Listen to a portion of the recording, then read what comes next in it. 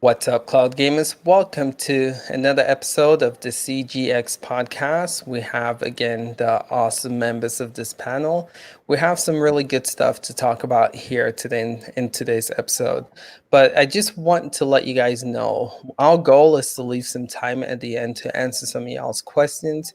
But realistically, we might not get to everyone's questions. So you guys have seen this channel, we do have now an open mic format, which is on Monday and Wednesday. So if your questions are not answered into this podcast, feel free to go on Discord, contact any one of these awesome people on this panel, or check us out open mic. All right. So we're just going to move right into this. Today, again, we have some really cool stuff to discuss, but I just want to take time to talk to the members of this panel, just see what they're doing, see what they're playing, see what platform they're using to play those games. So to get started, we'll start with Holtz. How are you today, sir? I am great, and this week I've not really been playing much apart from a bit more Doom Eternal, but I've been focusing on the books of Doom Eternal, Cyberpunk, and Final Fantasy 15, while I'm sort of waiting for PJ Golf and Spiritfarer to come out. Okay, cool. The original Doom released on Stadia, right? Did you pick that up this week, or are you gonna just wait to finish Eternal to get to that? First Eternal, and then hopefully by the time I finish that, it'll be cheaper, or it might be on a pro deal. Good plan. How about you, Jerry? How you been? What you been playing? Yeah, I've been doing good, and I have a dirty secret about what I've been playing. Ooh. And it's too much Fall Guys, and I didn't want to play that game. I didn't want to play that game, and I don't know how I bought it and downloaded it. It's still a blackout moment in my brain. I don't know when on Steam I actually bought it and downloaded it, but it was on my PC. I started playing it, and it's the most frustrated I've been in a long time, and it actually makes me happy to go back to editing videos. So a lot of what I've been doing is Fall Guys. Other than that, a variety of stuff. Game Pass was great with some games this week: Flight Simulator, Darksiders Genesis, things like that. I've dipped toe in a lot of games, but I have unfortunately just played that game way too much. Yeah.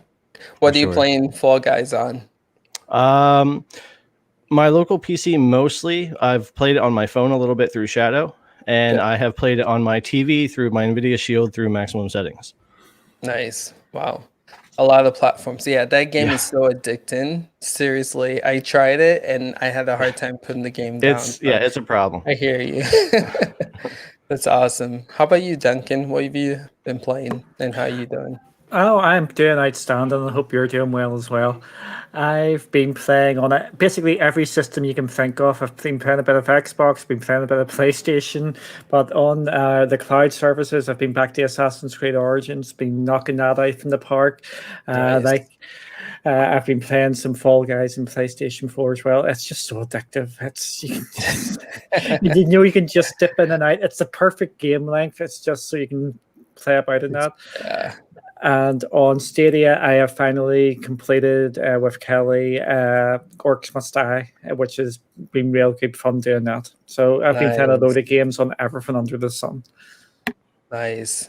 That's cool. Yeah, another guy for Fall Guys. Yeah, this game, I'm telling you, is sweeping people away, man. It's getting people and keeping them with the addiction. That's awesome. It's pretty cool. How about you, Ben? What you been up to and what have you been playing? What platform? I started playing Spiritfarer, and I've been playing a lot of Mortal Kombat as well. Nice. What do you play in Spiritfarer?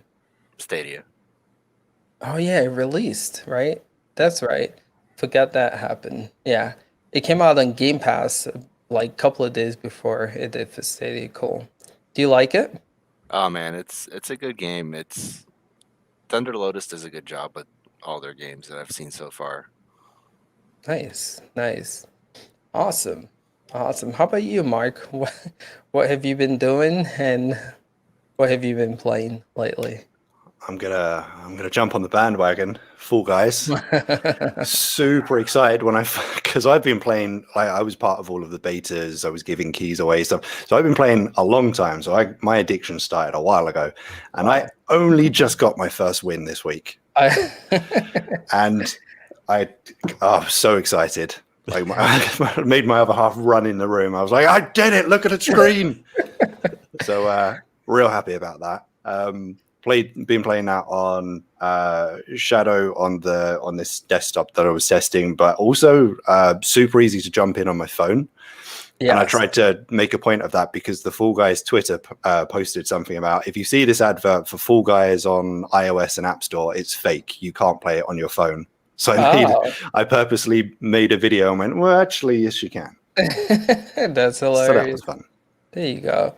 So I guess explain to people who are listening. Some people might not know what Fall Guys is. So Mark, just quick description of what this game is about and why you like it so much. I don't think there's a way of explaining it without sounding like an insane person. You are a little bean pill person, and it technically is a battle royale, but in my opinion, it's the evolution in battle royales because they all became very stagnant of you jump into a map and here's a circle and it gets smaller and you shoot and that's it. And that's boring. We've done that.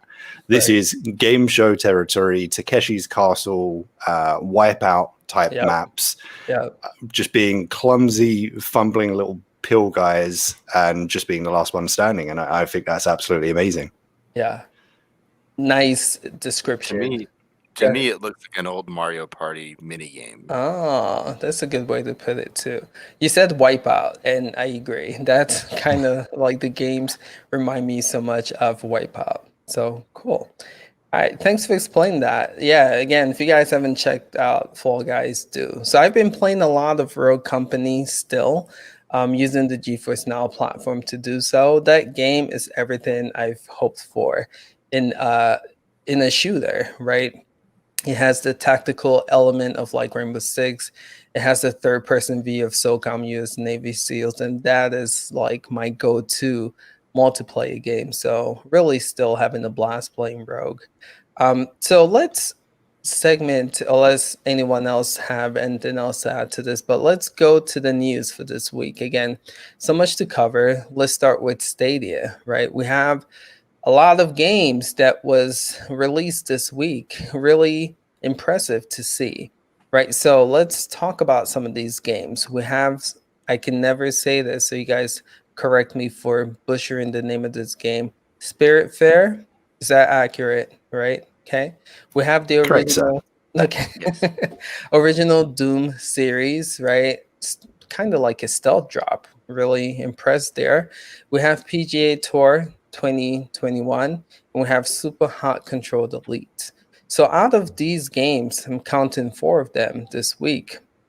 Just want to talk to the panel, see which one has you guys excited and see which one you guys have been playing mostly. So to get started, Duncan, what's your take on these 4 games releasing for the Google Stadia platform? Are we talking the elephant in the room with PGA, or we're leaving that to a separate discussion? If you want, address it. Yeah, I heard about that. Yeah, PGA. Is it coming? No, it's coming at 12 o'clock midnight Eastern time. No, it's not. It's coming at 5 or no. Oh, bollocks! It's not working. We're going to pull it from the store. Yeah. Such a headache. Yeah, such another PR masterclass by Stadia with the lack of communication. But again, nothing to be worried about there. I think the game's coming this week. Well, there's nothing really tickling my fancy, to be honest with you. Yeah. Spiritfarer, I may give that a go when it's a pro game in a couple of months. Did I say that out loud?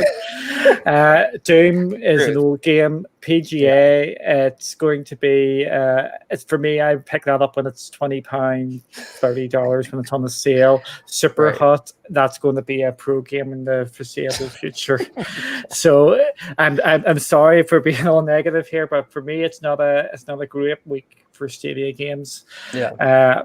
it's just more of the same. I'm looking forward to next week with, that's just went out from my head, the game that's coming out next week, Windbound. Windbound. Yeah, I'm looking forward to Windbound. That's more on my radar.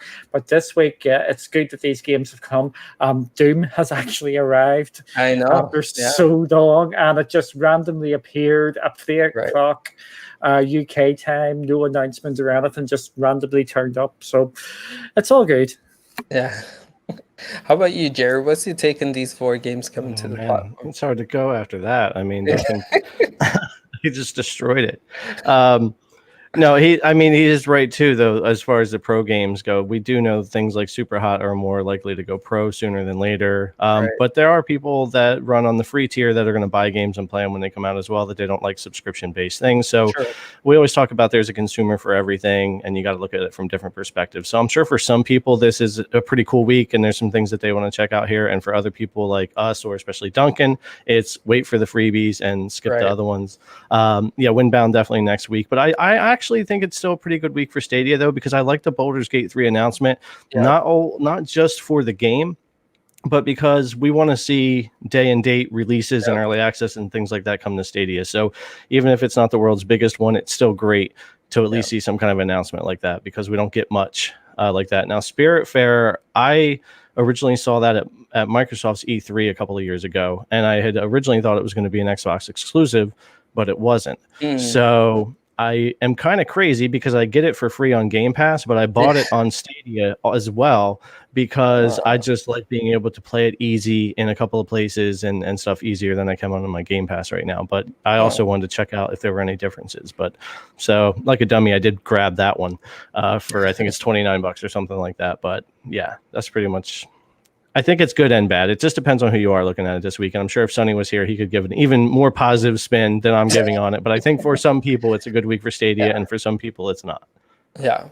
So are you noticing any difference with Spiritfarer playing on Game Pass and Not Stadia? yet. I'm not seeing. It looks great on both. It looks identical. I don't think there's any real changes. It's a beautiful game, and I haven't had any issues. Stadia, you're in like that and good to go. So. Okay. Cool. How about you, Holtz? What do you take on these 4? So I bought Spiritfarer because to me it reminds me of a UbiArts game like Child of Light and Valiant Hearts. Same playstyle, meeting with like a Studio Ghibli. So it's like Spirits Away meets Animal Crossing. So to me, I just love the art style and the playstyle that I bought it. And then also I was looking forward to buy PJ Golf, but after being one of them people waiting for it and then hearing everyone complain about it, I didn't click buy. But it got removed anyway. So, and I'm excited for Doom, but my excitement was more there a few months ago when he promised it. Now it's sort of a bit too late with the upcoming 4 games, but I will look into it upcoming months. Okay. Yeah, I feel like with Doom, they kind of lost the momentum. If they would have released this when Eternal was coming out, and maybe a lot of people were speculating that it'll be a free pro game too.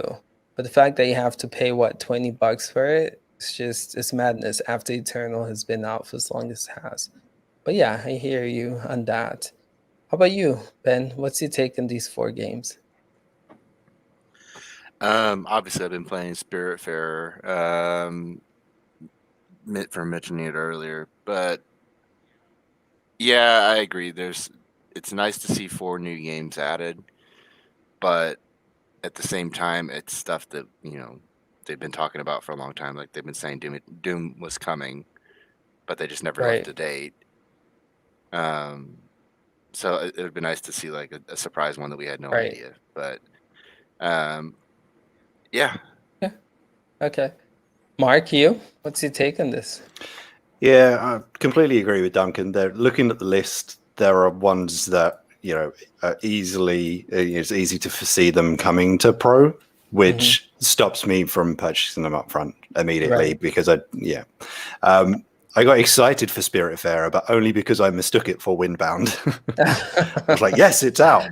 That's actually the 28th. That one's coming out. So, yeah. But that one, I know it comes out for a few platforms. I'm actually, because I've seen it, I've associated it most with Stadia. I'm actually going to pick it up on Stadia and play it on there, which I don't often do. So that would be quite good. What I wanted to ask everyone, because I kind of took a week off, so I'm slightly out the loop compared to normal. But correct me if I'm wrong. This weekend is the open beta weekend for all other platforms for Marvel's Avengers, right? True. And all other platforms should include Stadia, but it never hit the store. And I've just checked the news and there's nothing about, oh, it's not there. It's just gone completely unspoken and under the radar. Yeah. So true. Just so a little bit weird. Yeah. And that is, go ahead, Duncan. I was going to say, it was confirmed it was not coming to Stadia as a beta. It was every single platform bar Stadia, and it was just not mentioned. So that would have been an absolute easy win for Stadia, and they would have like the Borderlands for the weekend, where they could have got loads of people in. That's another game I've been playing this week. I've been playing the Avengers, and I'm enjoying it. So yeah. So do we think this is a porting issue, like getting it to port over and actually work on Stadia at all, or do we think this is the other optimization issues that we've seen with it on other platforms and it's having issues running on Stadia? Or could it be like Stadia PR dropping the ball again to secure, exclusive or early access content to a situation like this, right? I think it's something completely different. I think they don't know what to do. But it's going to open up the question about free-to-play games, and I think they still haven't they still don't want to really answer that question. And if this came to Stadia, would it be locked behind Pro? And then it could have the negative connotations that you had to have a Pro membership to get it, when all of the other platforms you don't do all this sort of carry on. So I think it might be one of them sort of things rather than an optimization sort of thing. I think it's they don't know actually how to handle it rather than putting it out there. Good point. Yeah, it's a huge loss though, and I would say that again, Stadia needs to figure these things out. This is a big AAA title game that a lot of people are really anticipating and want to play, and the fact that Stadia's not getting it, I feel like it's an issue. But hopefully by next year we won't be having conversations like this, right? Some people are saying Stadia is still new, give them some time. And so that's what I'm going to do. We're going to give them some time, but hopefully by next year situations like this will be figured out for sure. Cool. So let's talk about Baldur's Gate. Jerry kind of mentioned that this week they had an event where they let us know that the early access was going to be coming to Google Stadia, which is funny because we were just talking about the Avengers. But this is one that they did right. They got early access, which is coming September 30th, and I believe it's for Stadia and for PC. So just want to know, did you guys see this? Did you guys watch this event? And are you guys excited, stoked for Baldur's Gate to come to Stadia? We'll start with you, Jared. What's your take on Baldur's Gate and Stadia? I only got to watch some gameplay videos on YouTube and the newest trailer and read a few other announcements about it and covered it enough to throw it in my news video. But other than that, I didn't get real deep into it. I was just more excited to see that something was announced to come early access. And it does kind of take you back to the Avengers thing, because is it an issue where, like Duncan's saying, and they just really don't know what to do with this situation? And are they figuring out for certain games and not others? Or are they actually having that optimization issue that Mark's talking about? Because we do know that with the Avengers beta, it has run dramatically different depending on what PC and what build and stuff it's on. I ran into a lot of problems trying to run it on a lot of different things, and like we had talked about, it wouldn't run on Shadow at all. And Mark tried to stream it even on his extreme Shadow, and it just couldn't do it. It was hammering the CPU at 100%. So it could be different things for different games as well. But Baldur's Gate is going to be a very big game, and I'm not going to have time to invest in it, but I'm still going to play it and experience it and see what they do with it on Stadia and on PC and really kind of get into it and see what's going on. But I won't have near the time to put into it that I wish I'll have. But I think it's going to be exciting for the Stadia community to get a hold of it. Yeah. I can't remember. Do we have a release date for this? The real release date? Yeah. I don't have it in front of me. Just the early access, yeah. Okay. Yeah, I wonder when this is coming, for sure. But checking with you about Baldur's Gate, Duncan. What's your take on this? It looks Baldur's Gate. It looks absolutely fine for me. It's got me intrigued. I think I'm going to get the early access. I think the early access is the 30th of September, if I Yeah. remember right. So yeah, I think I might dip into it, depending on the price. It's going to be an interesting game in Stadia because this is the first AAA game which is actually Stadia, not an afterthought. It's actually one which has been it's in their focus from the get-go because they've put the money into it. So it's going to be interesting just to see how this is all going to pan out with Baldur's Gate 3. I think it's getting slightly overhyped. I think people are getting carried away and they're forgetting this is an early access. So I think there may be a bit of disappointment. I think it's going to be a cracking game when it's fully done. But I think people are starting to get slightly ahead of themselves. I think and this is going to be the game which saves Stadia. And this sort of stuff. I've seen some of that, but I'm excited because this is a game which Stadia isn't an afterthought. It's actually a full, it's taken part in full. True. How about you, Ben? What's your take on Baldur's Gate coming to Stadia with early access? Your mic is muted, I think. Who's on it? Yep, it was. Yeah, I've never played any of the Baldur's Gate games. Just never got into it. Not really much my style, so I don't have much to say about it. No, true. Same here. I mean, it's a great get for Stadia, but I don't think that's my cup of tea. But yeah, I think I know played. they're extremely popular. Yeah, I think I played the first or second one in PlayStation back in days. But yeah, Holtz, what's your take on this, man? I wanted to play it if the hype was there on Stadia, but since they announced the early access, it makes me want to stay away from it because I don't play early access games. I wait for the full features, the full character roles, the optimization. I don't want to play broken games. Had enough of that on the likes of Steam, and it just takes away from my full experience. So I will wait. I would wait until it's fully out.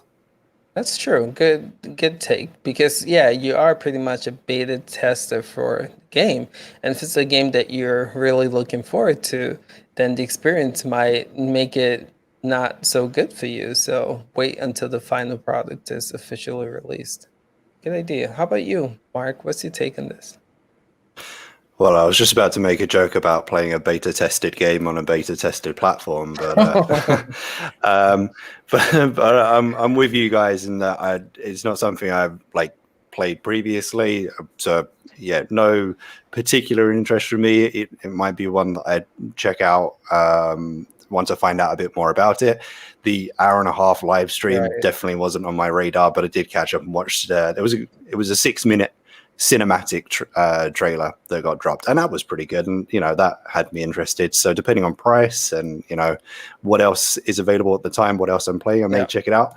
But I'm still a fan of the fact that they've been able to secure it for early access along with PC, and whether or not they were able to edge out early access for consoles, or consoles weren't interested. It's not the type of game that console players are interested in.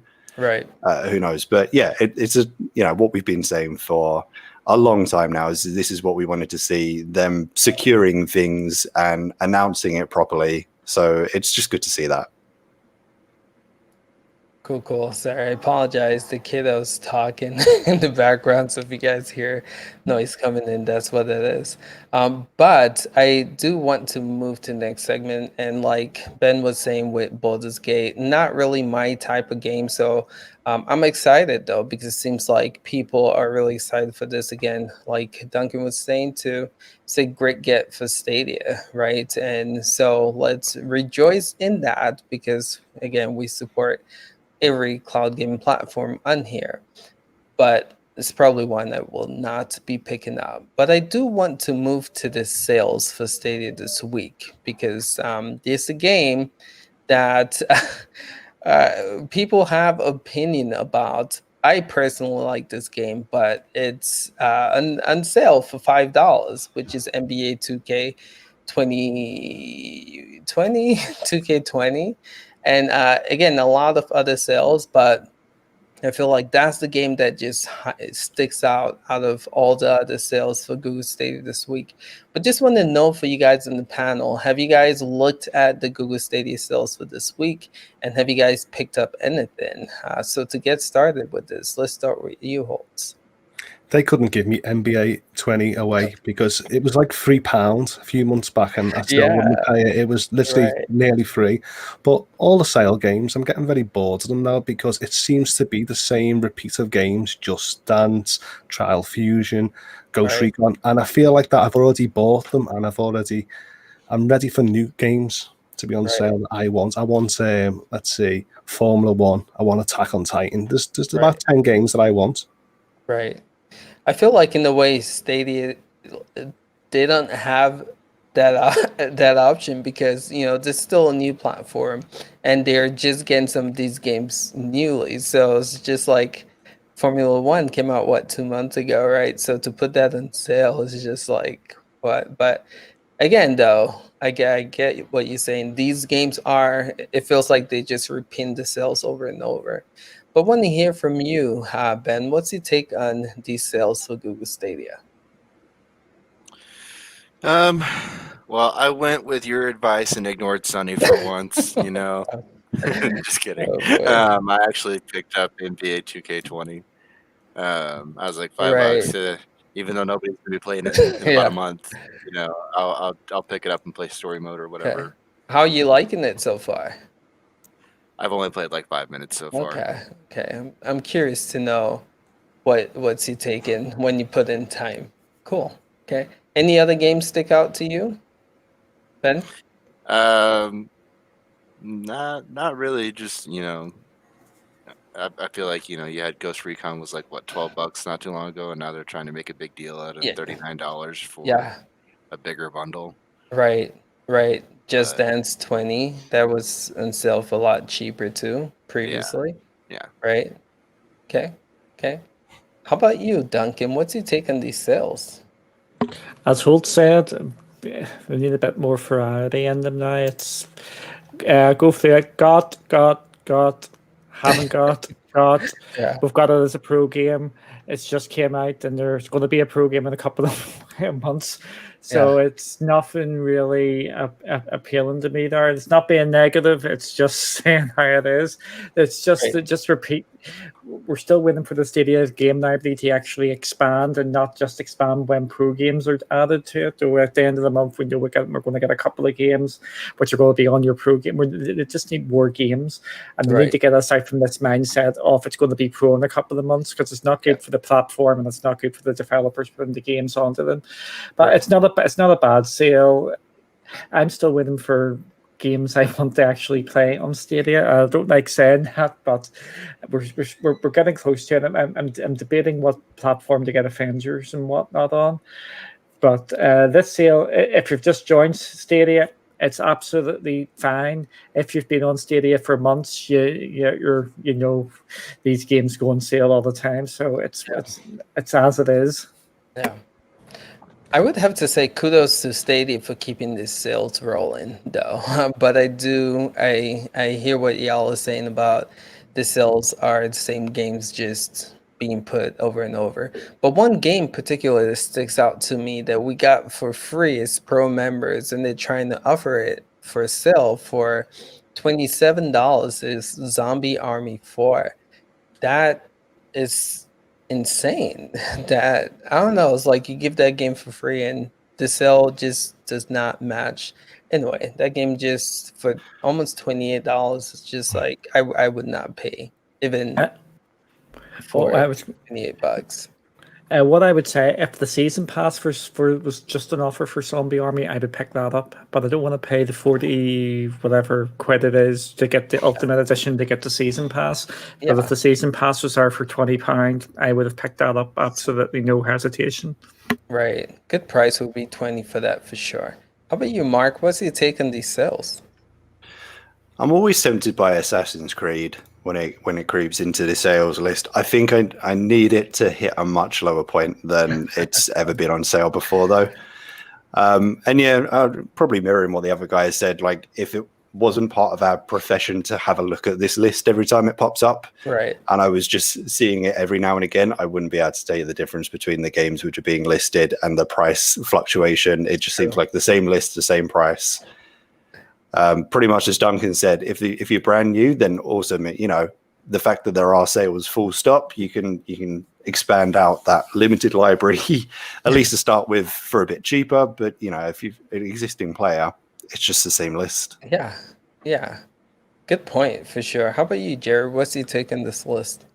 Yeah, everybody's hitting all the points that I would hit too. I mean, I would say if you're building a brick house and you have half the bricks, you can only stack them in so many different ways, and you're going to get the same unfinished house. It's not gonna happen. You only have so many games. They can only build up these sales with so many different options each time. I did grab Ghost Recon when it was $12 because that was really cheap, and then I could use it to do some videos. Right. I want to say if anybody hasn't already played these two games on another platform, you do all your gaming on Stadia and you haven't already grabbed them. Darksiders and Trials Rising are actually two really good games that if you have not played them and you're all about Stadia and you're looking for something different, they're quick, easy, pick them up. They're very fun. They're very good. And you'll do just fine with those. None of the other sales really mean a lot to me. They only have so much to offer right now. Next year at this time, the sales will be different. The more games they get on a platform, the more they can roll through those sales. Right now, the same thing. I look at the sales. I'm like, well, it's the same games as last week and last week and last week and last week. Every now and then they'll throw something in there, and it's hard to throw new games for sale because developers don't want their 2-month-old game on sale for $30 or whatever yet. They'll wait for holidays for that. But definitely, Darksiders and Trials Rising. If you're a Stadia fan, you haven't tried them, grab them up, and they'll be fun. True. Those are two good games. I want to know though, I'm looking at the list here. Trials Rising, it says is the digital gold edition, and that's for $20. Wasn't this the one that was $9.99? What, like a month ago, 2 months ago, or is it? No, this is a Okay. That's what I was thinking. All right, cool. So for that price, then is probably worth it for sure. Cool. Yeah, and I think it's 15 or 16 US. Yeah, it's on the sale. Oh, it's 19 US. Oh, okay. Yeah. Either way, that's not too bad for that game. I spent a lot of time with that one. Yeah. Good game. And it's actually one of those local couch co-op multiplayers. So if you have families right at home, you can actually play this game together with people. My daughter and I, we play it. So okay, yeah, definitely. It's a good game. All right, so we're going to move to GeForce Now. I think we've covered all of Stadia's news. And again, if I'm missing something, panel, just hop on and let me know. But I think we covered most of Stadia. So looking at GeForce Now, some pretty interesting news this week. And a lot of people are split on this. Some people are excited that GeForce Now is now available on Google Chromebooks, and some people are like, I don't see what the big deal is.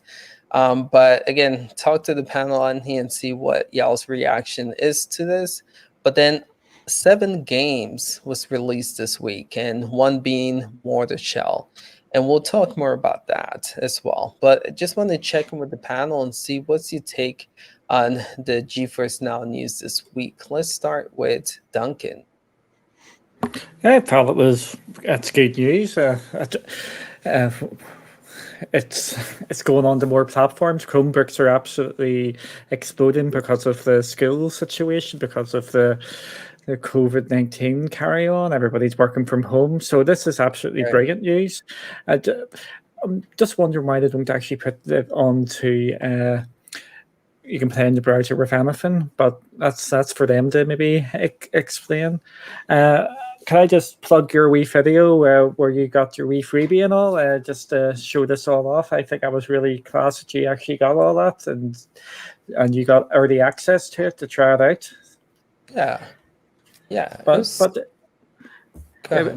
just going to say that. But this is brilliant news. It's just expanding GeForce Now out, and GeForce Now is actually on a massive roll at the moment, so it's going to be brilliant to see where they're going to go. Yeah, absolutely. Like we said last podcast, I feel like GeForce Now is they've been getting better and better. And again, they have an event coming, September 1st, and it's going to be really interesting to see, right, if we even get more GeForce Now news at that event. All right, Jerry, what's your take on the GeForce Now news for the week? Yeah, another decent week for GeForce Now. I actually think last week with all the hype about Hyperscape and and the $25 bundle and stuff kind of got people more excited about GeForce Now last week. Yeah. But it is a good week, and getting again new release games hit the platform that you can access is good. Right. I have not gotten to try Mortal Shell yet, but I do have it in my Epic library, and I'll be checking it out through Nice. GeForce Now and stuff like that. Tom Clancy's Wildlands. I know a lot of people that are very happy that has come onto the platform because Right. number one, I think personally it's a better game than Breakpoint. yeah, than Breakpoint. It just is. I wish they wouldn't have segmented the add-ons and stuff, but whatever. It was a really good game, and having that come on, I've seen a lot of people say thank God. And I have two friends that actually bought the game for PC and didn't realize their PCs weren't going to run it. And so they've not been able to play it. And now that it hit GeForce Now, they're like, hey, can I just boot that up and play it? Yep, you can. And so they've been able to go check it out. So never underestimate the power of backwards compatibility and getting older games onto your service. There's a lot of people out there that want to play them. That's so true. So something I forgot to address, there are 3 Half-Life games on this list. And I was talking to Chief about this. I thought Half-Life was already available for GeForce Now, but apparently it's not. We have Half-Life 2 Deathmatch, Half-Life Episode 2, and Black Mesa, if you guys didn't know, is kind of like a remake of the original Half-Life. So just want to know I guess I'll talk to you, Jerry. What's your take on this with all the Half-Life being released for GeForce Now? Right. For me personally, it doesn't do anything, and I've spent my time with these games that I'm going to spend. But again, I've gotten quite a few messages and heard of people that are excited to see these come onto the platform. They're big name games. So now you combine that with whatever your feelings are with GeForce Now coming to Chromebook. You keep combining these kind of games with the ability to play GeForce Now on Chromebook, and you got to kind of look at Stadia and say, come on, guys, like it's the competition's getting a little bit hot out here. Right. True. How about you, Holtz? What's your take on GeForce Now news and Half-Life? I think it's a great idea that GeForce Now came to Chromebooks, especially at this time of the year, because we're ready to get people back to school or university. Right. So, and there's loads of tier prices of Chromebooks. So depending on whatever person wants to buy whatever hardware, they can just jump into gaming whenever time they've got between sessions. Half-Life, I do like Half-Life in the past, but I've never seen the episodes of Half-Life. But it'll be something that'll be interesting to have a look. But usually when I see episodic games, I usually wait until they're all out. So unless this is the last 3, then I won't buy them. Yeah. I think this has been out for quite some time. I think they said there's a third one being in the making, but I don't know if that's going to release now. So I think they're done. So if you ever do want to pick it up, just know that. So, Ben, what's your take on GeForce Now news and Half-Life and all the games released? I mean, I pulled the trigger this week and bought a Chromebook. Nice. Having that on there was kind of, I've been on the fence for a while. My tablet that I use is kind of crapping out, so I got the Lenovo Duet, which is like one of those convertible ones. How? Yeah. I have shopped every website for 3 nights, and ever since they announced schools aren't opening over here, I can't buy a Chromebook anywhere. So good on you for getting the freaking Lenovo. It was on Best Buy was selling it. It was out of stock, and then it came back in the next day. I bought it from Lenovo's website at first, but it was only 64 gigs. They delayed the shipping for up to 30 days, and I'm like, oh, no, I'm going to cancel this and get it through Best Buy instead. Huh. Good get. Good get for sure. That's awesome. How about you, Mark? What's your take on GeForce Now news and games released with Half-Life 2? Yeah, the fact that they are, capable of playing those types of games on a Chromebook, I feel like that's the best example. That's the example you want out in the world to show this is the power of this PC. It is used for browsing and not much else, and it's basically a phone with a big screen. But we are capable of doing these types of things. And I know the fact that they can now run on a Chromebook has beg the question, like, okay, so we're like a step away from it running in the Chrome browser, right? So NVIDIA did actually give a quote on that. They were asked, like, okay, you've gone Chromebook, Chrome now, right? They said, we're focused on Chromebook. It's a new platform and audience that we're excited about reaching and giving them the power to play PC games. Right. It's a very politician answer. Like, you come into Chrome, like browser, like we're focusing on Chromebook. Right. But that's not a no. And actually having a look at it, I haven't tested this, and half of these words I don't understand myself, so I can't vouch for any of this, but people have got it to run in the Chrome browser. Apparently, if you spoof your browser user agent using a Google extension tool called User Agent Switcher for Chrome, then you can basically just get get GeForce Now running in the Chrome browser, which and Edge and Firefox, I think, as well, which is pretty cool. Yeah, that's cool. Because that way you don't actually have to install the application onto the device. So if it's something like a work or a school laptop, then you don't have to install anything. Yeah, so true. And yes, I do have to say I've actually tried that, Mark, and it does work. It's kind of a headache to set up.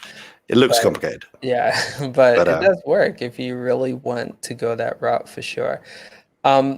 So my thing with this Chromebook and GeForce Now is I know they worked really hard in this, because again they sent me the stuff to review and give me early access, and just being in contact with them, you can tell like they want this to succeed, and it's pretty cool to see them really focus and target Chromebooks. But my thing is, just like you were saying, Mark, why not just the Chrome browser? I feel like you can like target more people if you make it accessible like Google Stadia is to the Chrome browser. I don't know if they have to go through Google to get that done.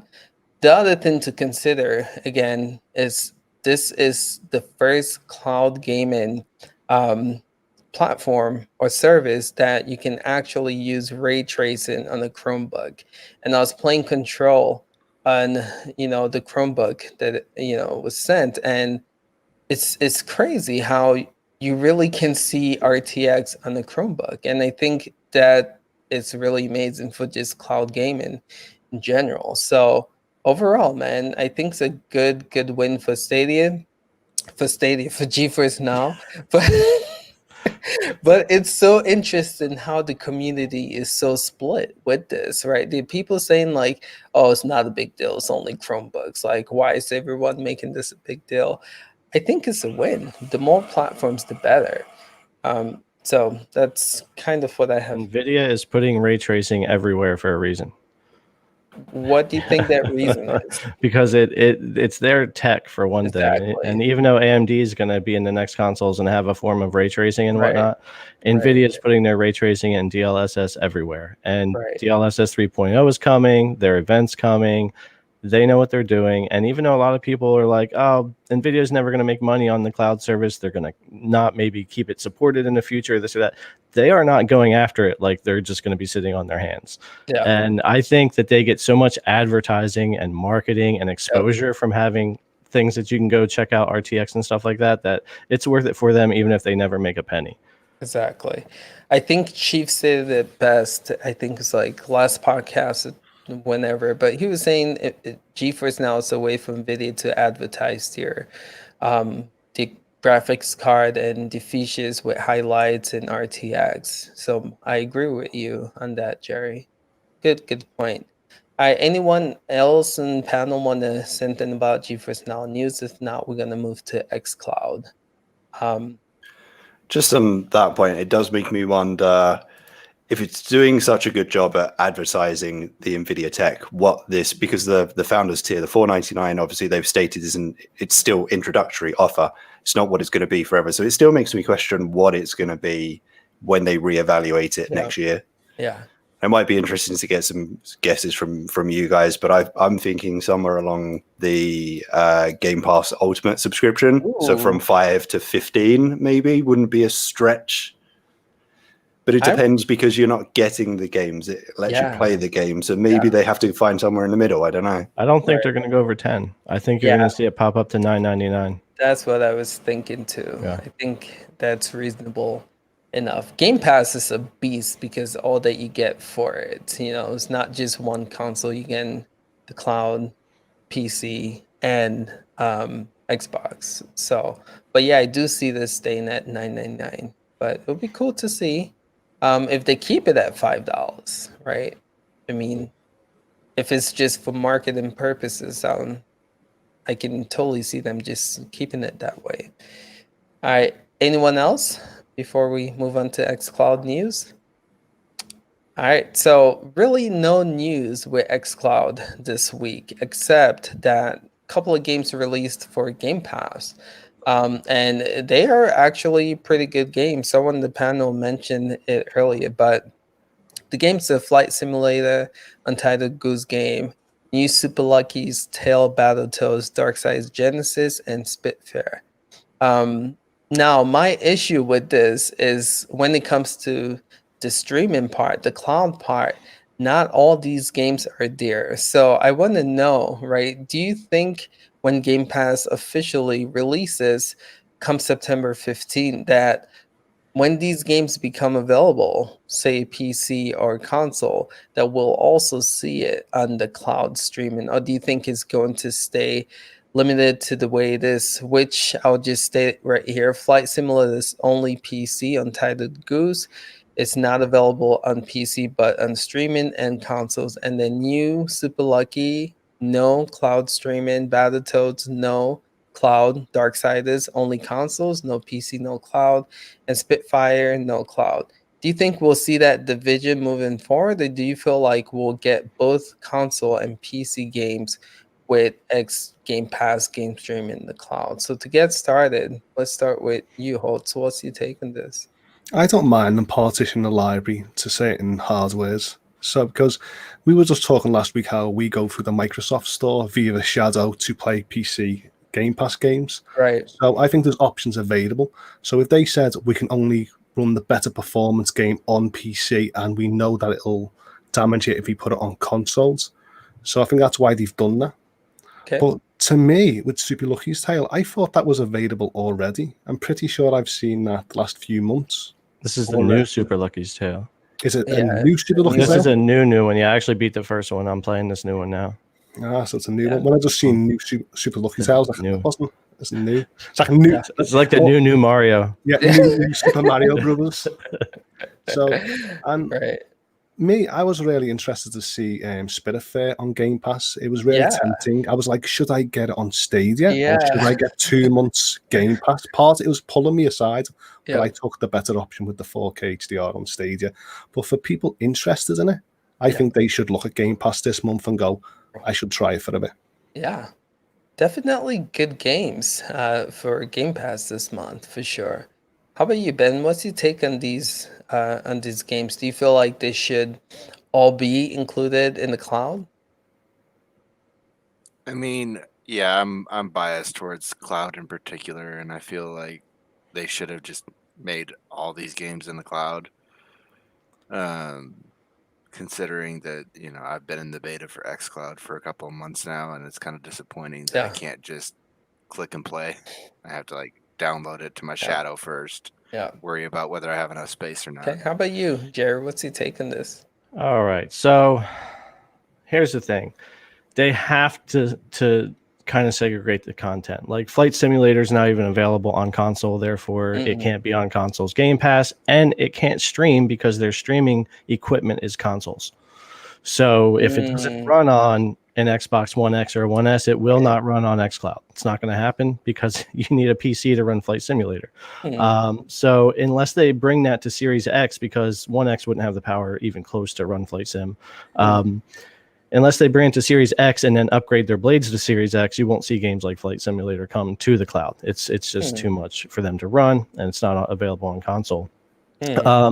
Darksiders Genesis might double check there. It is available on PC and console. I've just downloaded it on PC today as well on Game Pass for Darksiders. So I think it was late. It didn't show up the same time. It was like a few hours or the next day. It was really close though. So you can actually do that there. New Super Lucky's Tale, the sequel to Super Lucky's Tale being on there really quick is good. But remember, you're going to have if a game doesn't run on console and comes out for PC only, like Flight Sim, it's automatically not included in XCloud. And then also, just because it works on console doesn't mean they've quite got it ready for the XCloud. So you're going to see this trifecta, a little bit of segregation happening with content, but I would rather them do that than say, well, let's not put the game here at all because it's not available over here. It's put them where they're available and do the best that you can with it. Yeah, good point with that. How about you, Duncan? What's your take on this? I think we're going to end up with 3 columns. It's going to be Xbox, and XCloud, and PC, and I have no problem with that. It's just easier for them going forward. It's been nice and clear so everybody gets or you know what's going to go everywhere. Eventually, I think everything what's going on to Xbox's Game Pass will be going on the XCloud. Eventually, it's just going to be in the fullness of time. So we just have to bear with, but we just have to bear with it for the time being when they're just doing the growing pains just to make sure everything's going.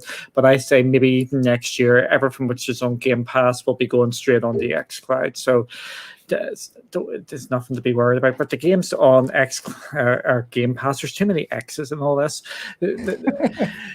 with Game Pass, it is an absolutely bonkers sort of deal. You cannot beat it, and I don't know how much longer they can actually keep it up. It's just all them games are bangers. Flight Simulator. What some people are saying game of the year, entitled Goose Game. Everybody seems to love that. News Lucky's Tale maybe is the runt in the litter. Battletoads is getting brave reviews. It's a Marmite game. You're either going to love it or you're going to hate it. Darksiders, I have Titan and Stadia. It's class. It's just a nice chill out game. And Spiritfarer, again, if you're into that game, it's going to be it's a great game for you. XCloud and Game Pass together is just going to be brilliant. You just can't beat it. Yeah, good point. Mark, what's your take on this?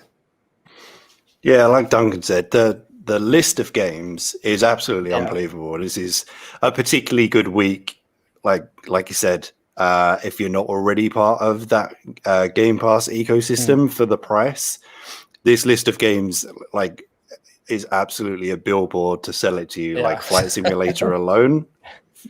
For I was a bit confused between this segregation of, okay, this is only on XCloud, this is for PC, this is for console. It does make more sense now what Jerry's saying in terms of if it doesn't run on console, that's what's powering XCloud, so that's why it's not there. And again, I'm just taking parts from what everyone else is saying, really. What Duncan was saying, hopefully, because we're in this kind of weird in-between stage, they're still in a beta, is why it seems kind of confusing today. You're looking at that list and asking yourself why it's on some platforms and not others. And hopefully once they come out of that and they get themselves into a better position, we always come back to it, PR marketing wise, then they would, make that clearer. And like Duncan said, have those columns that clearly state, this game will work here, and here, not here, and make that messaging clear as to why that is and what you need to be signed up for to access those things. Nice. True. Jerry, I think what you said about the reason why some games are not going to be available on the cloud is because, they're still using Xbox One S model. So good point with that. Yeah, didn't think about that. But my thing is the advantage I feel like Google Stadia has right now is the fact that most games can run across everything, right? Again, it's a platform in the cloud. So if developers are creating games for it, it is being created for Stadia in mind. And I feel like with XCloud, what we've seen, again, Microsoft is gearing towards the PC market, they're gearing towards the console market, and then the cloud market. And with this, you see the separation of why Google Stadia is what it is, and then why XCloud is XCloud, right? They've stated it's a way to bring your Xbox games on the go, right? So what's your take on this when you compare it to Google Stadia? Who do you feel has an advantage when it comes to having the better cloud solution? Do you feel like Microsoft is doing the right thing right now with how XCloud is going to be, if it's as differentiated as it is? Or do you think Google Stadia and how they put pretty much a console in the cloud and are creating games specifically for that has the better advantage? So to start, what's your take? And let me know if the question was kind of confusing, because I know Well, for me, Stadia is my ideal cloud service because it allows me to buy day one games and have access it through the library. Just one storefront. And I was actually thinking when you were talking then, what are Microsoft going to do with their Play Anywhere marketing? I mean, if they're going to segment the games from certain hardware, are they going to revoke the licenses going forward from the old games from the Play Anywhere just to reintroduce them into these different tiers? right. So it makes me be unsure what's going forward. So at the moment, I'll just stick with Stadia and Stadia's infrastructure. Right. So you think Stadia has the better model Yeah, for cloud gaming right now? For what I believe, yes. Okay. Yes. Okay. How about you, Ben? Who do you think has the better model for cloud gaming right now? I'm gonna say Stadia as well. I've just signed up for the $1 trial of Game Pass Ultimate, and it's so confusing as far as like how to actually play the game. If you're not Yeah. an Xbox user, which I'm not, it's just you have to figure out. Okay, cool. I have to install this on my Shadow PC. Then I have Right. to figure out how to play it, make sure I have enough room, Right. make sure if it's compatible with it. Whereas Stadia is just click and play. Right. Right. Okay. How about you, Duncan? See you over there shaking your head. Who do you think has a better model for cloud gaming right now? No, so I just heard something going in the background. I was dancing along the music. No, it's a classic case of technology versus content.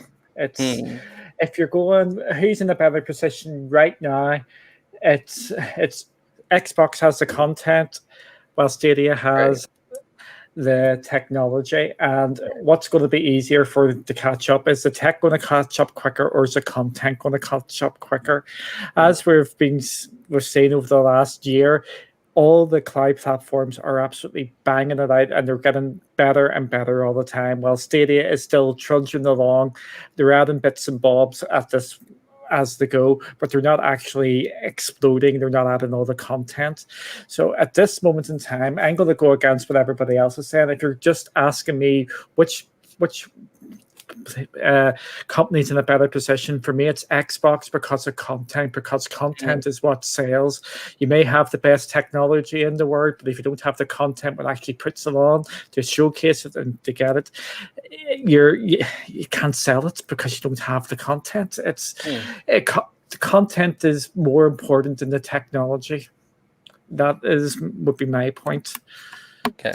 So if that's the case, who would you choose for content, PlayStation Now or Xbox? PlayStation Now, and we know what's going to happen with PlayStation going forward. They're going into Azure, and I'm expecting the next PlayStation event we actually see some of the new PlayStation Now things come out. I'm not sure if anybody's actually seen the patents for the PlayStation Now. The new ones, they are taking Stadia stuff and going, "Hi, we're going to do it, and we're going to implement it probably before you." So, Stadia is my favorite place to play. It's just so easy. You don't have to think about it. You can just jump into play. But me and Kelly, my partner, we're going through every single game we've got on Stadia, and there's nothing really there going, yes, it's absolutely amazing. Right. We love playing in Stadia. It's just so easy, but we're still waiting for the content, which we are starting to get hopefully in the next couple of months. But content is key, even more important than probably the tech. We've got other systems who show that, like with the Switch and all. You may not have the best content, or you may not have the best technology, but the content is what actually sells the platform. Right. Horst, did that answer your question? Yeah. Okay. Yeah, Sony's definitely cooking something up. We know what the PlayStation Now is. It's not gonna be this way come next gen. I think they're set to reveal PS5 features, and I think they're gonna really push cloud gaming in the PlayStation Now. So that's gonna be really exciting. It's gonna be cool to see. How about you, Holtz? What's your take on this? Who do you not Holtz? I mean Jerry. Who do you feel has the better cloud gaming solution right now, Stadia or XCloud? So Duncan is on top of it as always, and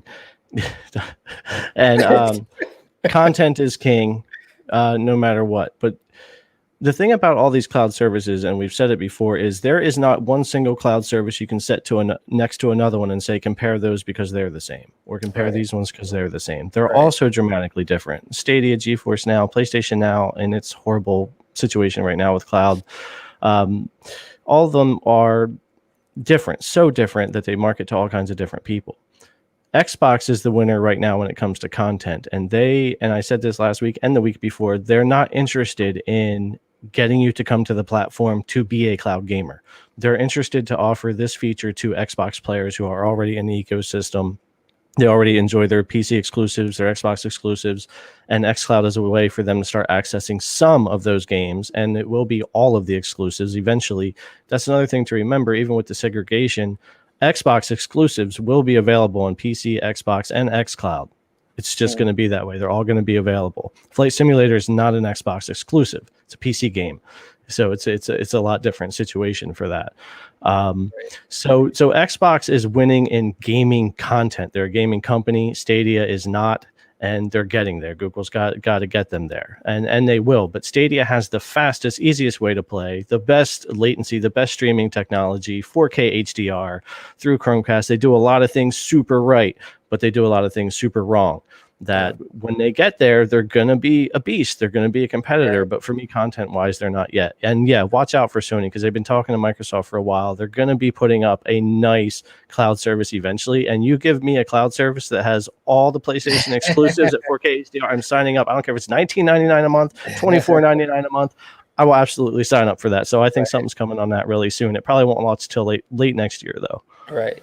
To throw a wrench in that, what if, for PlayStation Now, they do improve the service, they, give us a better infrastructure, but they still have the same rotating model of you get some first party, exclusive for 3 months. They have to follow the way of Xbox and put every exclusive on there and not remove them if they want to play, if they want people to truly sign up for the service and care about it. Otherwise, it's just an extra service like Xbox is doing now with XCloud. You need to offer every exclusive. I mean, I would pay more money for that probably than a lot of other services. Right.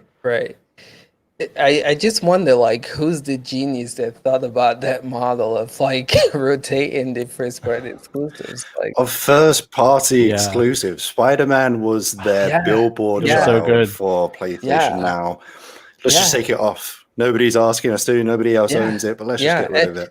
They kicked it off with God of War, I think, right? When they revamped the whole PlayStation Now pricing model, and they took that off. It's I don't get it. But Mark, what's your take on this? Who do you feel has the better cloud gaming solution right now, Stadia, XCloud? I agree with Duncan so much that he actually used the words that I had in my head prepared for this question. In that it is content over the platform. And although I agree, we've talked about it before, XCloud, when we've tested it, it has come up not so well compared to the others in terms of performance, the latency, the stutters, video, audio tearing, stuff like that. I feel like it's easier and quicker to advance in that up to a Stadia level of technology than it is to catch up to the years and years that Microsoft has been buying out these studios to become first-party studios, to get exclusive rights to all of these games, to put themselves in the position they're in now, where they have all of this amazing content coming to their, not even to their individual platforms like xCloud, but coming to their ecosystem as a whole. It's all extremely well thought out, and it's that good thinking that we don't really see from Stadia. Right. No, good point. And again, Duncan, I think a lot of people echoed what you said about content being key, and I think that is true. But the interesting thing is, come a year from now, right? If Stadia can get those. I mean, this fall, like we said, is going to be a really good year for them. They have a lot of AAA titles coming, right? But if they can keep that momentum going by this time next year, if we're able to get same day release AAA games coming to the platform, again, the infrastructure we feel like is one of the best right now. So they have a lot of good things to, to look up to, I guess, look forward to. But yeah, so for right now, I agree with you guys. Content is key. And my goodness, please, Microsoft, it's time to kick up that 1080p though and stop with that 720p nonsense with XCloud. But yeah, I do agree. All right, so we're going to move on to Shadow news, which there really isn't a lot. But again, just want to cover the cloud gaming platform on here. But iOS keyboard and mouse support has been officially announced or works now with Shadow. So just want to know, haven't really tested this. Again, I don't own any Apple device. My wife will kill me if she ever catches me with an Apple device in this house. But just for those of you guys who own an Apple device, I know Chief does, and he would have been a good person to talk about this. But have you guys tried it? And if so, how has that experience been for you guys testing out iOS with keyboard and mouse for Shadow? Let's start with Duncan. Have you tried it? I have not tried it, and I own an Apple device, so but I actually haven't had a chance to try this yet. But again, it's really interesting that they've actually got it allowed onto the Apple or App Store, as we know how fun they or Apple are being at the moment with cloud gaming services. But I think it's just a nice positive step. It's actually got me tempted to try out the TV OS again, because I've got an Apple TV as well. I am really invested in the Apple ecosystem, and I think I might actually give that a go again to see how it compares to the Ghost I have, which I'm going to say this here, just get this out from the room. The reason I've got a Shadow Ghost is because of your bloke up there, Mark. So he actually sold it for me, so that's the reason why I've got the Shadow Ghost. Cool. So yeah, I'm going to give it another go on the Apple TV to see how that goes. Nice. How about you, Jerry? Have you tested out keyboard support for iOS and Shadow? Yeah, like Duncan, I am in the Apple eco. I mean, they grabbed a hold of me, and no matter how hard I've tried to dig out, it just, they got me. I'm in there. I've had Apple TVs. I have my Apple TV 4K. Yeah, the Bluetooth hookup from my mouse and keyboard with Shadow was just fine. I didn't have any issues with it. Everything was working just fine. I played some Call of Duty. I played some Fall Guys through tvOS with Shadow, and it worked really well. I still feel like it feels a little bit better on the NVIDIA Shield when I boot up Shadow. I don't know, with the controls and stuff, it just feels a little bit tighter, but they're definitely getting there on tvOS. So check that out and see what your luck is, Duncan, with that, because I've been having pretty good luck with Shadow on tvOS. I still think it runs better on NVIDIA Shield, but it's definitely getting there. Nice. Good to hear. How about you, Ben? Have you tried iOS keyboard support for Shadow? No, I have a MacBook that's from 2014 that my ex made me buy, but other than that, that's the only Apple product I own. Man, I feel like there's a whole story in that statement. We won't go into it. How are you, Holtz? What's your take? I have to definitely try it now, because I've got a 4-meter lap board, mouse and keyboard, that I usually use with Shadow on my PC and that. And at the moment, I'm thinking to myself, I am so deep in Apple devices, and I've got a Magic Mouse too. I've got a Bluetooth keyboard, so I definitely need to try and repair them and test them out, because at the moment they're only paired to my iPad Pros. Nice. Okay. So to get rid of the wires is a good thing. But let's hope it works smooth. Yeah, if someone can, I wish someone can make a video on that. I would like to see how well that works. It'd be nice to see. How about you, Mark? Are you an iOS type guy? Do you? No. No, very much Android. Okay. So similar to Ben, other than the MacBook, I haven't got anything that I can actually kind of test it out on, other than a work phone, but I'm not brave enough to start trying to test stuff on there. But I think it's super cool they can now do stuff like this. This is actually a feature they've been wanting to do for a long time, and on there was no blockers from their side. It was the Apple ecosystem, something at the last Apple Developers Conference, whatever that's called, an advancement they made there that suddenly unlocked it for them.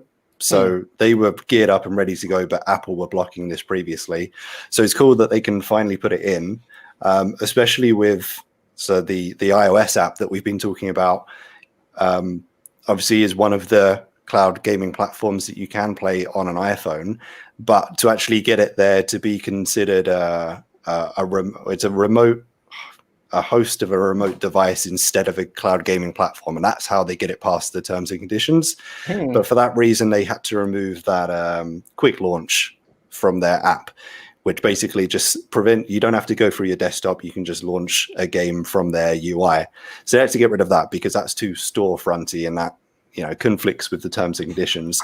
So for that reason, you have to go into your desktop and you have to, go into Steam and log in and stuff like that. And that is a pain in the ass if you've just got a phone. So if you've got a phone and now you can pair mouse, keyboard, and that process becomes so much better. Right. Good to know.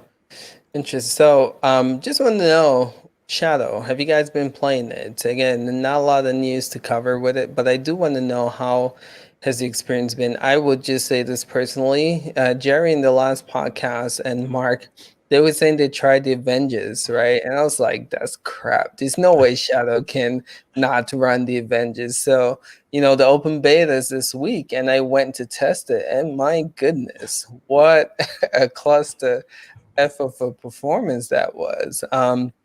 But I've been trying to play that, but the game that I've been playing a lot is a game that Fall Guys that Jerry mentioned early in Shadow, and that has been an excellent experience using Shadow.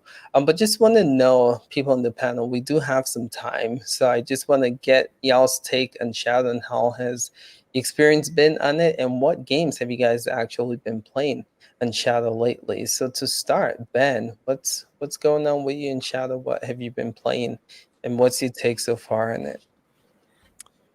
I haven't been playing too much. Kind of toned down my Shadow for the last couple weeks or so. So the last thing I played was Jedi Fallen Order. That's pretty much the only thing I play on it right now. Yeah. All right. How about for you, Holtz? Have you been playing Shadows much lately? No, because we're so close to the fall, and I wanted it for the maximum settings with infinite setting, and because I haven't got it, I'm sort of stepping away a little bit, and I'm going to play more on other services just to get like the ray tracing and full HDR and Stadia. I wished it was it, but it is the world we live in at the moment. I can't sort of push for it. So I'll wait. But when the games go on sale on a Steam sale, I will jump back into Shadow and stuff like that if it's not available on GeForce Now. Okay, makes sense. How about you, Jerry? Have you been playing Shadow? So what? Shadow's smart. They know I'm paying for 2 Shadow Boost packages because I want to upgrade one of them. So they delay the upgrades even longer, which means I will be paying for 2 until next year sometime when I can upgrade one, because I refuse to not be able to compare Boost to the high. Like I want to do my full thing. So I set up for that and got the 2 accounts, and I have been stuck paying for 2 Boost because you can't upgrade it. But yes, Shadow runs Fall Guys with no problem whatsoever. No CPU usage issues. You're good to go on Fall Guys on Shadow. Let's hope that when the full Avengers game comes out, it's a beta optimization issue, because there's no reason why Mark should have had an issue on his build. I could see some CPU issues on ours, but what it should do is drop the frame rate and not put us at 100% CPU and then stutter and freeze the game to where like you're literally like Thor, like not moving. Like it's horrible. So it's not Shadow. It's something with the game and running on that hardware that they haven't gotten optimized, and I really hope it's good by day one. If it's not, it's going to be a bit disappointing. But for other people, my Shadow went down for 2 days, like we were talking about. If anybody else has upgraded their Quad Zero P5000's graphics drivers to August 18th newest, and their local PC to August 18th newest NVIDIA drivers, and you can no longer connect to your Shadow, get on your Shadow on another device and uninstall Shadow's new driver and roll back. That's the only thing that fixed my problem ultimately. It took us 2 days back and forth with support for me to figure out why my main PCs that I had upgraded would not connect. I wound up having to go on my phone to Shadow and use my finger because I didn't hook up my other mouse yet. I didn't feel like moving over. I'm sitting there tapping, and I uninstalled and got everything. Then my PCs were all connected. So if anybody runs into that with the newest NVIDIA updates, just go into your Shadow and uninstall and roll back until they figure it out. That's good to know. That is so good to know. Thanks. You should make a video on that, man. There's so little time. I'm trying. I'm sleeping like 4 hours a night trying to get everything done. It's crazy. Yeah. But yeah, I do. I got to get some of those done. But yeah, definitely. I just want to let people know here, though, if you're having trouble and getting frustrated, check out your drivers and see if it's something with that. Yeah, so helpful. How about you, Duncan? What's your take? I've been playing Stadia on my Shadow, just to get some footage, and it's easier to stream and stuff when I'm using on Shadow.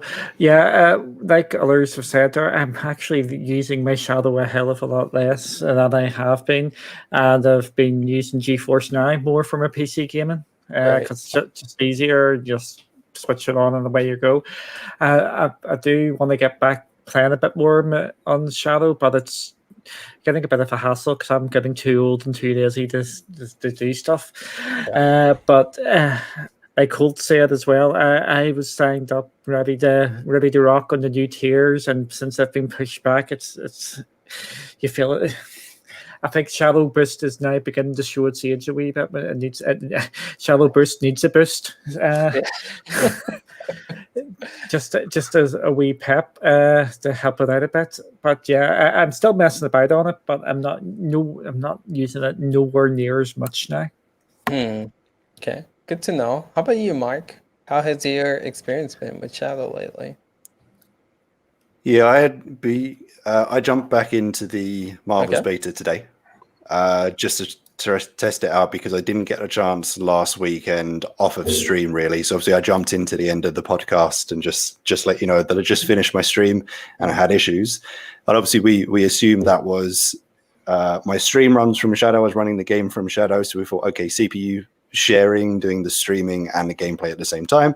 So I did it obviously off stream today. Right. Still had issues. Really?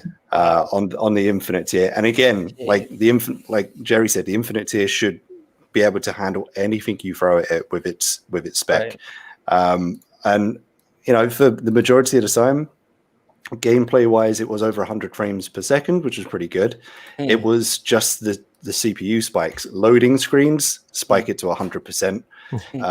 Any menu screens, loading screens, transitions, things like that spike it to 100%. The frame rate drops to nothing. The audio starts to stutter and get caught in like a repeated loop as well.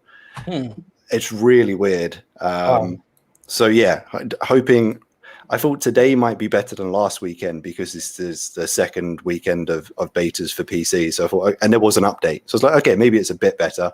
Right. I'm not seeing much optimization improvement. CPU usage is 100% in a lot of cases in that game, which is tough. But one thing I did want to say is that I did test it on maximum settings through my phone. So over Wi-Fi in the UK, with 130 milliseconds of ping, and it's pretty damn good. Wow. That was on the 2080 super tier. Oh yeah. But on my phone over Wi-Fi from Canada, and it actually chewed through it pretty well. It was quite impressive. Wow. So do you think this is a Avengers issue or a Shadow issue? It's an Avengers issue. Okay. 100%, yeah. Okay. Yeah, the fact that all the CPUs on Shadow are doing that same thing, there's something in the CPU optimization of that game. It does not like those Xeon processors. Like there's something they haven't done yet in there.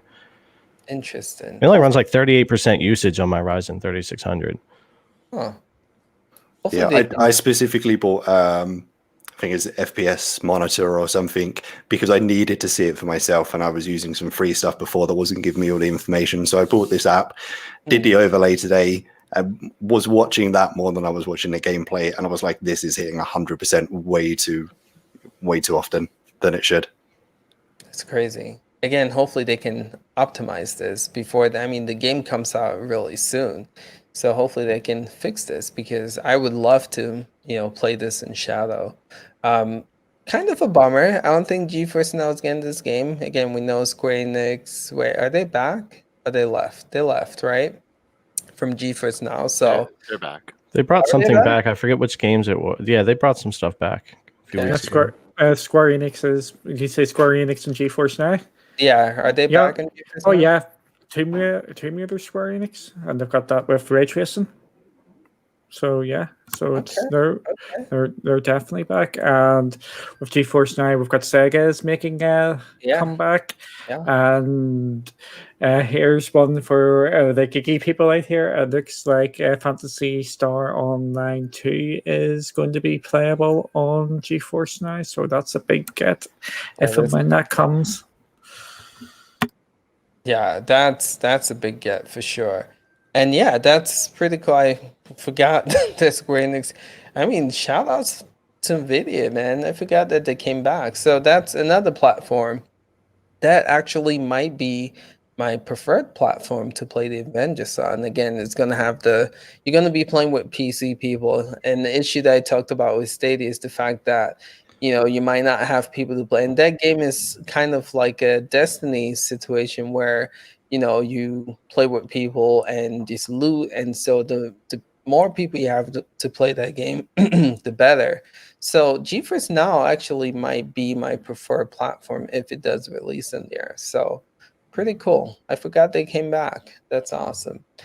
All right, so we have some time left, and I stated in the comments that we are open to take questions. So if you guys want to ask those questions, we have time to answer some questions. But as the questions come, I do just want to talk to the people on the panel and just get y'all's take on who do you guys feel overall is going to be like above, I mean, the head of this whole cloud game movement. Who do you think is going to come out on top? And, we can aim at Sony, we can say it's Game Pass, we can say it's Stadia, GeForce Now.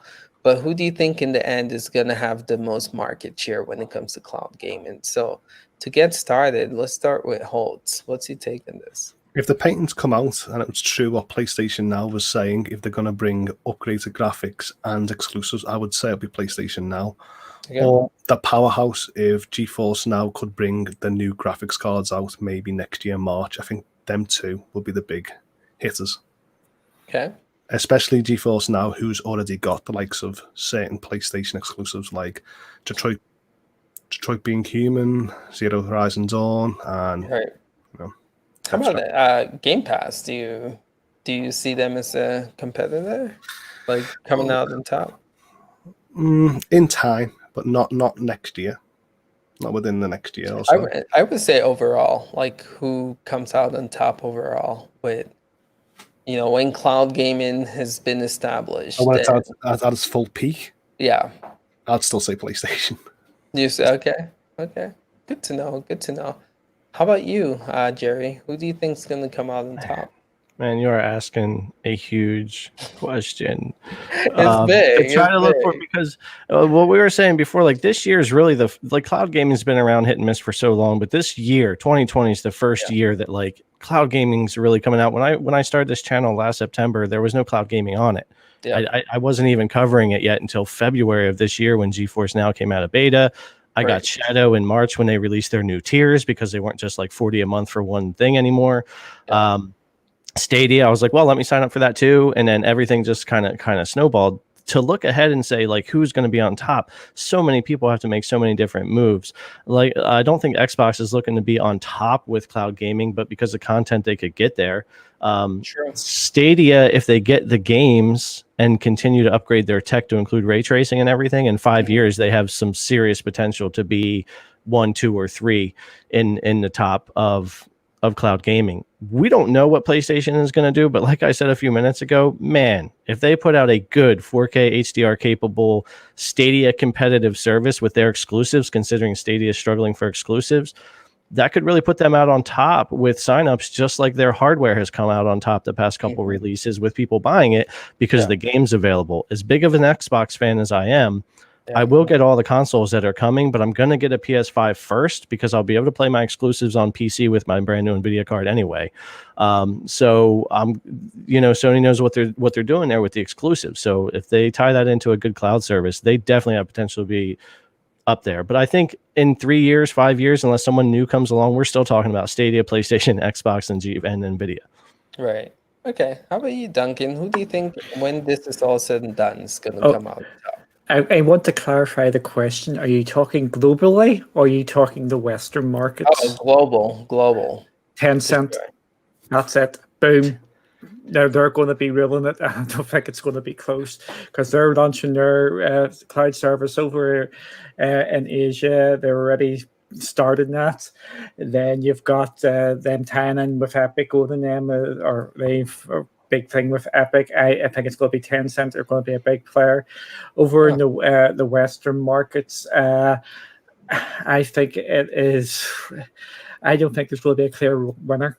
I think it's going to be all pretty close. We're going to, as Jerry was saying there, and we're going to just go. We're just going to flip between whoever we feel like it. Who's got the exclusive for the month? There we go. We're going to jump over to them. There's two I think we need to keep an eye on, and again, I'm going to go to Amazon. Because they're going to bundle with Prime. We can actually see that with the announcements this week. They've done another deal this week with the name has went out from my head.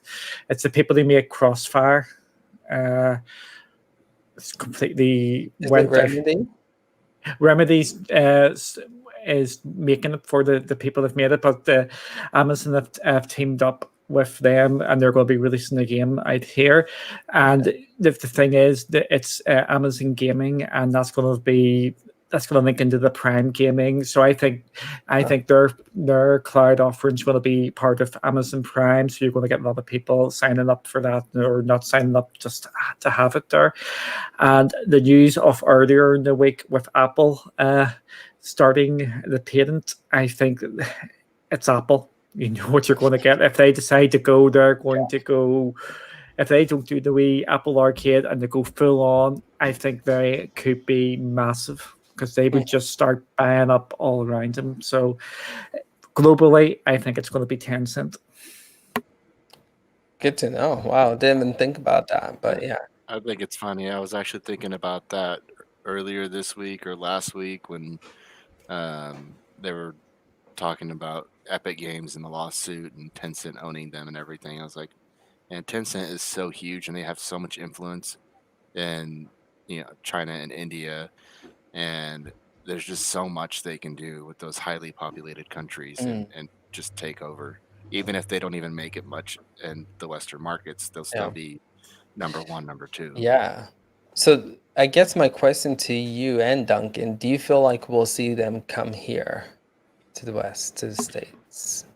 Probably not while Trump's in president.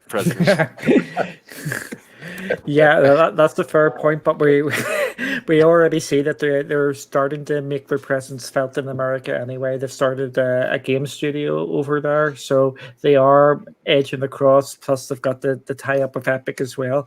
So I think they would start out over in the Asian markets, then eventually come over, and I think that they'll just buy people up. They'll buy someone like maybe Shadow, maybe somebody random. I don't know. I don't think they would build up the infrastructure. I think they would actually go out and try and buy someone. Makes sense. How about you, Mark? Yeah, I mean, a lot of interesting points raised by Duncan there. Apple, I think it would be difficult for them. Obviously, they've got the power, they've got the money, they've got the infrastructure to do it. But I think it's very difficult for them to get away from this. Apple and gaming don't go together. They haven't in a very long time. It's going to be difficult for them to get away from that persona. The Amazon Project Tempo stuff has been so silent, but I know they're plowing it behind the scenes. They are definitely working on something.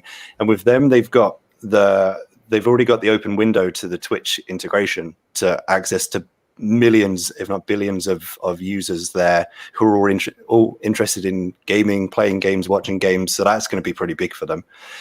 In terms of obviously the guys we do know about, I think XCloud will do a good job at normalizing cloud gaming and getting it in the hands of people who hadn't even considered it before by making it so accessible in their current ecosystem. But as soon as we do know more from PlayStation, then yeah, that in my opinion is going to be pretty big. Looking at their just their patent stuff, last time I looked at it, they were looking to use virtual machines to like actually emulate their old consoles. So if you wanted to play like a PlayStation 1 title, you could do it over the cloud, but it would boot up like a fake PlayStation 1 for you. So you would see that, you know, that nostalgic screen, and that's amazing to me. Yeah. But when it comes to like PC cloud gaming, I actually don't, whoever it is who might come out on top there, there's a good chance we don't even know who they are yet, because there are so many coming out at the moment. You guys specifically have been covering so many, even in the last few weeks. Yeah, Chief has been insane, checking out services left, right, and center that I never even heard of. And you go and look at their prices, their specification, the data center infrastructures they already have in place. These guys are coming up quick, they're coming out fast, and they're coming out with good stuff as well. right? And I don't see that slowing down. So I think whoever might come out on top in that space, I don't think we even know who they are yet.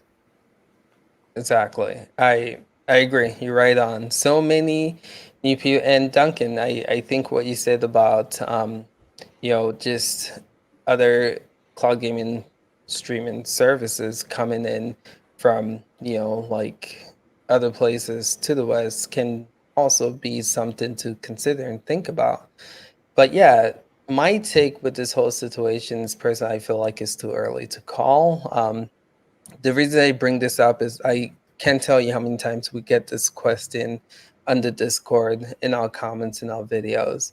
And I just want people to get an overall take and sense of what the panel is thinking about this conversation. I do think it's too early to call. I do think that in time we'll see all of the cloud game platform play to their strengths, right? With XCloud, again, I see them building something amazing with the first party exclusive, being able to play that for free in Game Pass. I mean, it's going to be something that pushes a lot of people to try out cloud gaming. You have Sony with the killer first party exclusive. If they have, like Jerry was saying, a decent rig to play those games on in the cloud, people will pay to do that, right? Amazon, they bundle it, like Duncan was saying, with their membership with Prime, right? People who have Prime are easily gonna play the games, and I feel like overall this is good. This is what we want. We want to see all these guys like show up and give us stuff to be excited about, and I do think, again, it's too early to call, but we are in exciting times for sure as cloud gamers. But we have some questions on here, and I did want to just try to address or answer most of them. So this is for you, Ben. I don't know if you got a chance to reply to this in the comments. He states, did you use GeForce Now on your Chromebook that you just got? So it hasn't arrived Okay. yet. It's supposed to arrive by next Friday. They're just having, like, I think it was Jerry was saying, he's having a hard time finding one. All the Chromebooks are sold out everywhere right now. Yeah. No matter what price tier you're looking at, it's just delayed shipping. So Okay. So no. not yet. Okay. Can we play two-player games on Game Pass with two controllers? Has anyone tried that yet? I guess you're asking like local co-op. If it has local co-op, yes. I mean, if it supports the same thing on your Xbox, if it's a game that supports local co-op on your Xbox, you download the game, you can play it with two controllers. Even games that require one controller you share is a possibility as well on those. Or the Xbox even has that thing where you use two controllers and each of you can do single player games and mess with each other. Those will all work just fine. Whatever features the game has, when you have it on Game Pass, you've got those features. Okay, there you go. Good that you tried that. I haven't tried that yet, so that's awesome. I consider myself a games, have the original PS Xbox, however, now a cloud gamer. So my question, can I still be a gamer without buying the next gen console? That's a good one. Heck yeah. I think once you're a gamer, you're always a gamer. I don't think you have to own a physical console to be considered a gamer. I mean, we can make the argument that mobile gamers are not gamers, right? But they are. And cloud gaming doesn't always mean mobile. I games. mean, a lot of cloud gaming happens right on your TV. Like, look at Holtz. He is our literal cloud gaming only guy.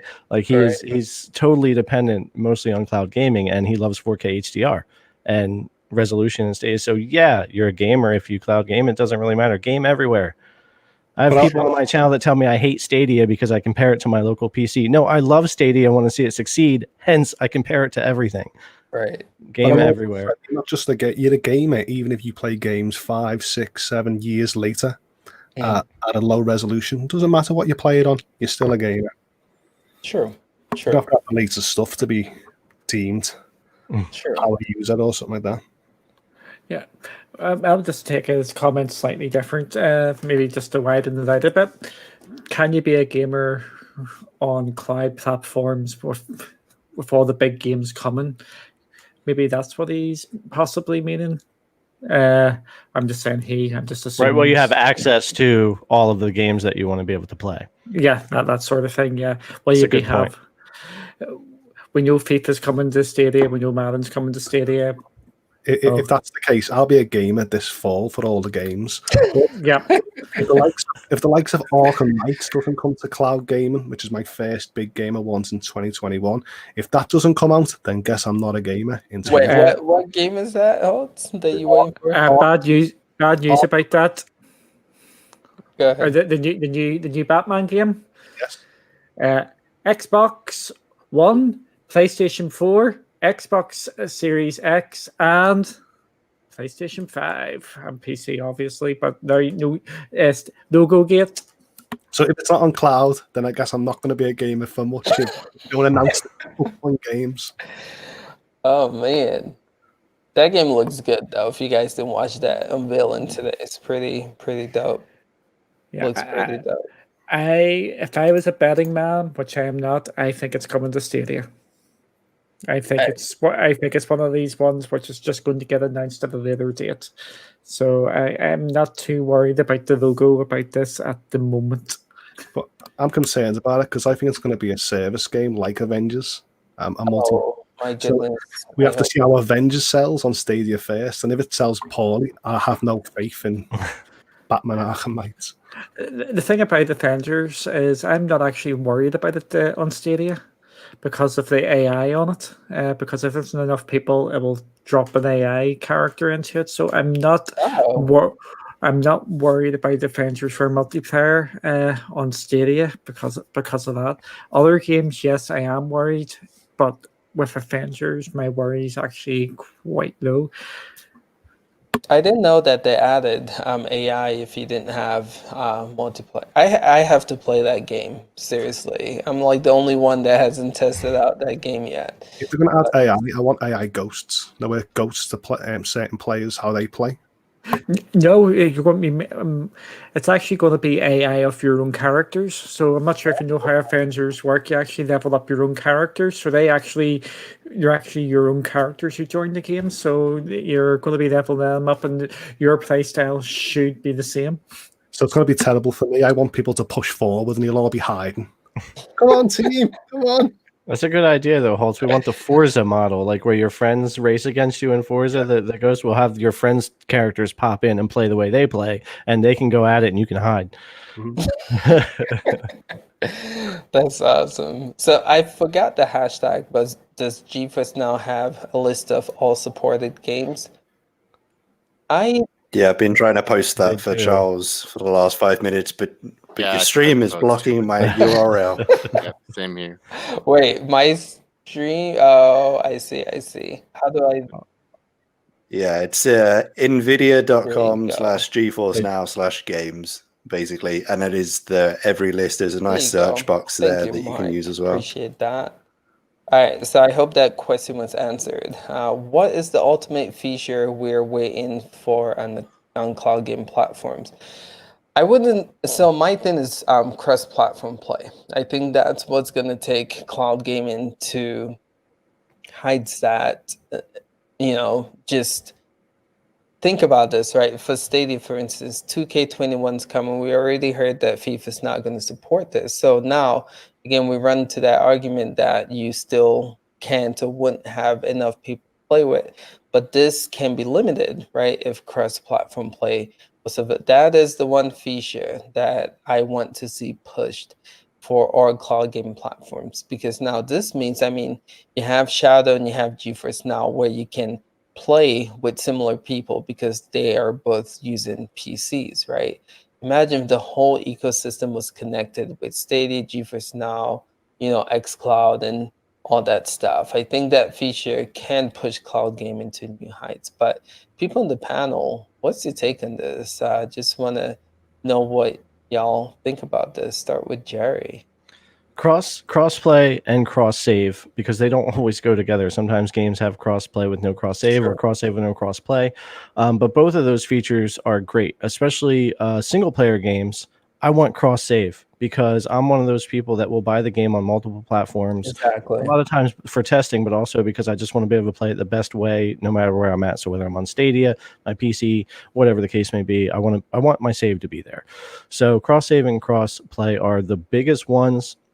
And the cloud gaming services don't have a lot to say about that. That's more the developers in the games. Yeah. However, each service can block it. We all know PlayStation tried to stop Rocket League crossplay and all that didn't work out for them. They lost that in the end. But yeah, crossplay, cross save. I know there's a ton of other features, but that's one of the big ones we need, because you don't want each service to become so segregated in their own player base that it's not worth playing a multiplayer game anywhere anymore. We want all those to come together in one ecosystem.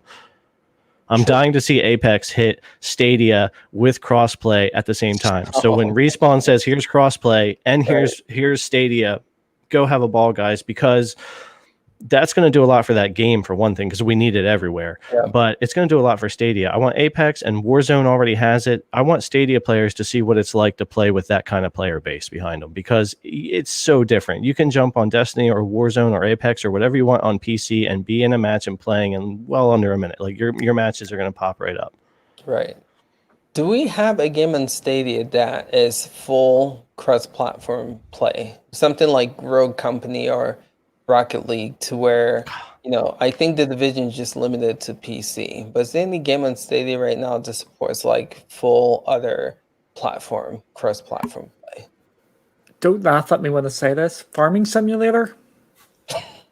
Sorry. And I'm not taking the piece here. It's funny. I was trying to think if I should say that or not, because I can't remember it's a full console, if it's full plat or not across the board. Interesting. Huh.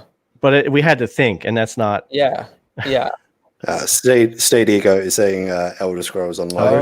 That's why and Power Rangers. Power Rangers. Gandara. Yeah. There you go. Okay, so there are some games. Good. But yeah, I agree, Jerry. Not just platform play, but cross-platform save too. I know Destiny, that was a beautiful thing, right? Just being able to get that on Stadia and continue from where you left off. But yeah, I agree. How about you, Ben? What's your take on this? What's the feature that you would want to come to cloud gaming, all the cloud gaming platforms? I don't know. I think that having crowd play starting to kick off more, I think that needs to be in more. Being able to just send a link and say, "Hey, I'm playing. Come join me." To anybody, not just having to go through my friends list on Stadia. I feel like that would be nice. Just text a link and somebody jumps in and starts playing. Right. Okay, so crowd play. That seems to be a big one right now for the Stadia community, for sure. Hopefully, again, Google just makes that official and kicks that off. How about you, Holtz? Well, I've always said this on the last podcast: shared gaming, that's what family sharing or friend sharing, something like that. It's just shared library. Well, another one that I would like to see is timed demos. I would love to flick through the store and go, okay, I'm instantly going to play this game for an hour. Do I like it? Do I want to pre-order? Do I want to purchase it? Or do I want to try another demo? I'll be happy with that. That's awesome. I like that. Family sharing's a good one too. How about you, Mark? What's your take?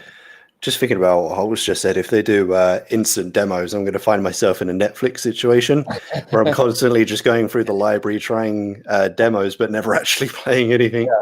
Yeah. For me, I think good streaming integration. I'm interested to see how it's going to work on Stadia. Like, we had a couple of people test it. I've not heard any more since. We don't know how it's going to work in terms of the integration with it. Do you need to use a piece of broadcasting software? Are they handling everything on their side? But whoever can nail that seamless streaming integration to share your gameplay is going to get it out there the quickest. And it's just going to help their growth, especially if it's to to one of the big platforms, to Twitch, to YouTube. Good one with that for sure. Duncan, what's your take on this? The Oasis.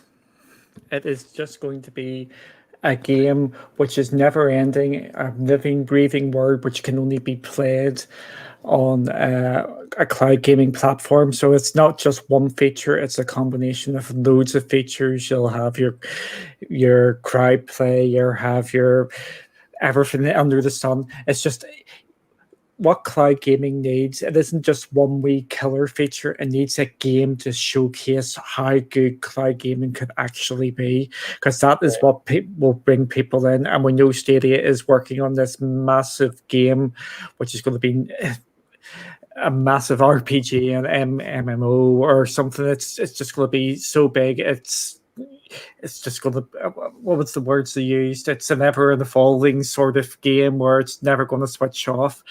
That is what I want from a cloud gaming service. It's just something which is just showcases just the power of the cloud. We're going to go Xboxy here and just showcase what it is.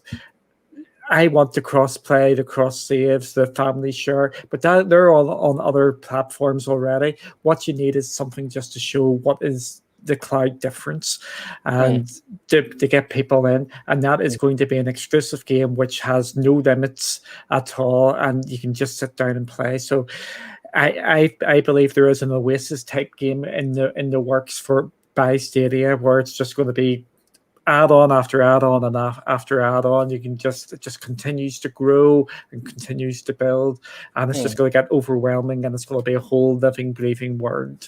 Yeah. Isn't that kind of what Creative was supposed to be, though?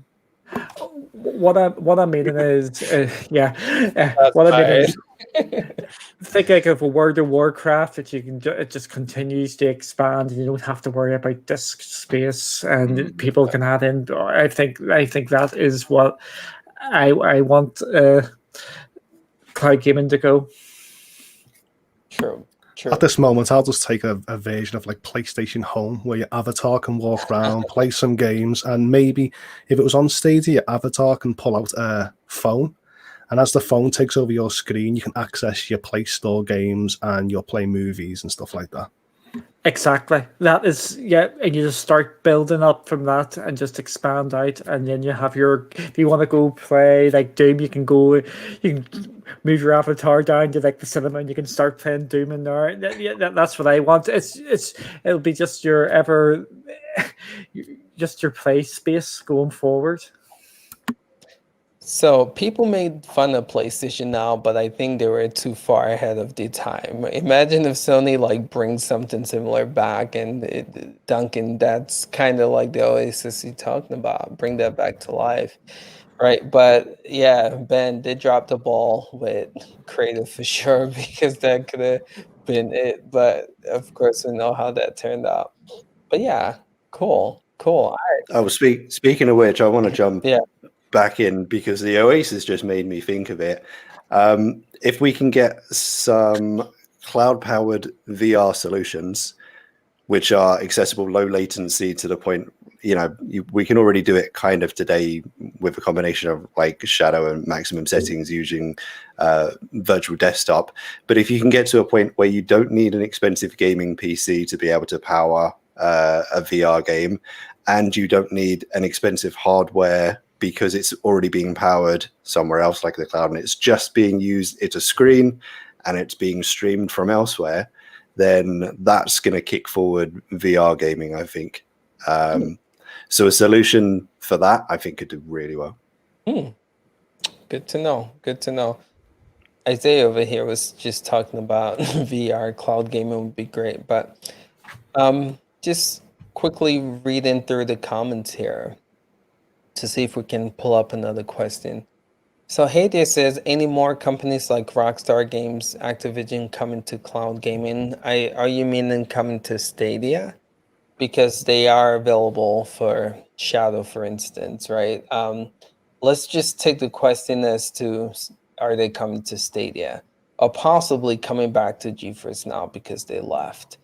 As far as Stadia, I would say I hope, right? I hope by the end of this year, sometime we get some announcement with, Call of Duty Warzone coming. I think it'll be great. I think that's a game that can put Stadia in the map, right?